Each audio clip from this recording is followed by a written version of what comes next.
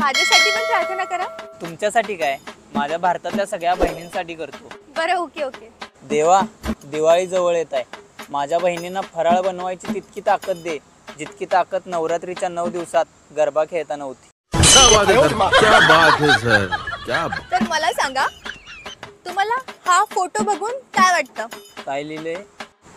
दिवाळी दोघांची तर फराळ बनवायचे काम फक्त बाईचे का?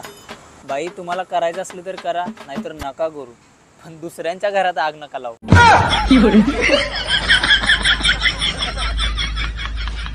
बरं, तर मी तुम्हाला नेक्स्ट फोटो दाखवते. तो फोटो बघून तुम्हाला काय वाटतं? 2-3 कळशा डोक्यावर आहेत. कामाचा लोड किती पण असू दे, पण डाटा ट्रान्सफर झाला पाहिजे. बरोबर, मस्त आन्सर दिलंच आहे तुम्ही. अजून एक लास्ट फोटो. हा फोटो बघून काय वाटतं सांगा. शेवटचा पर्याय आहे आमच्यासारख्या सिंगल लोकांचा. सर, तुम्ही खरंच खूप टॅलेंटेड आहेत. तसा मी लहानपणापासूनच टॅलेंटेड आहे.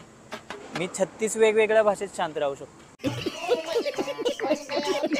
तर सर, मी तुम्हाला आता काही प्रश्न विचारते, त्याची उत्तरं मला द्या. तर पहिला प्रश्न हा आहे की तुम्ही दिवसाला किती कमावता? 5,000. 5,000. आणि महिन्याला? 6 लाख.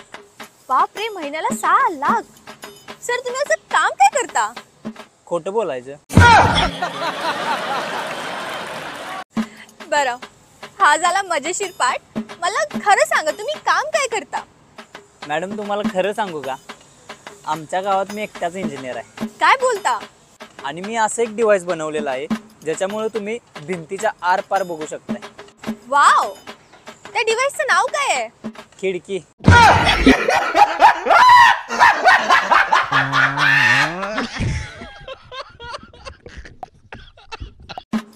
माझी पण एक इच्छा आहे, ती कोण पूर्ण करेल ना त्याला मी 1 लाख रुपये देणार आहे.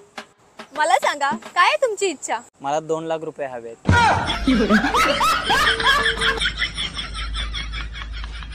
Sir, next question. या प्रश्नाचं उत्तर खूप लोकांना हवं आहे असं तरी मला वाटतं.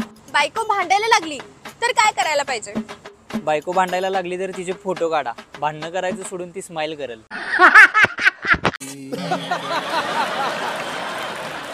बायको माहेरी गेल्यावर रोज फोन का करते? कारण नवऱ्याला आठवण राहिली पाहिजे, टायगर अभी जिंदा आहे.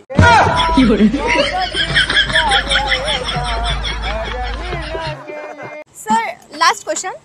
तर समजा तुमची बायको आणि सासू या वाघाच्या पिंजऱ्यात अडकल्या, तर तुम्ही पहिला कोणाला वाचवाल? हा पण काही प्रश्न आहे का? मी पहिला वाघाला वाचवणार. भारतात वाघ राहिल्यातच किती.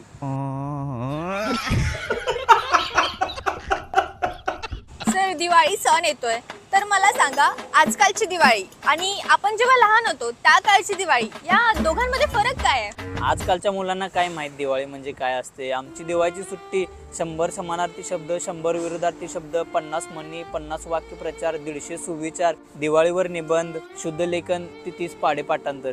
आम्हाला सुट्टी संपताना आठवणी द्यायचं की अभ्यास दिलाय. दिवाळीला जेव्हा फटाके आणायचे घरी, तेव्हा त्या फटाक्याच्या बॅगवर आमचं लक्ष रात्रभर, झोप नव्हती लागत. आणि मग दिवाळीची सुट्टी संपताना आम्हाला लक्षात द्यायचं, अरे अभ्यास करायचा आहे. मग सुट्टी झाल्यानंतर पहिला दिवस वर्गात असायचा. मग आम्ही मित्रांना सांगायचो आम्ही कशा फटाक्या फोडल्या, याच्या घरात बॉम्ब टाकला, बॉटलीमध्ये रॉकेट लावला आणि तिकडं त्याच्या घरात घुसालं, असं तसं. तोपर्यंत शिक्षक यायचं वर्गात. मग शिक्षक आल्या आल्या एक टवळी वरडायची, सर दिवाळीचा अभ्यास.